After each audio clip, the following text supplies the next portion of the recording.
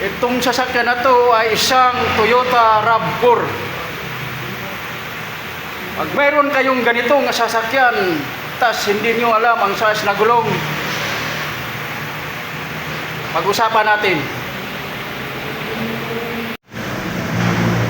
Ang tamang size ng gulong na yan na Toyota RAV4 ay 225 65 R17.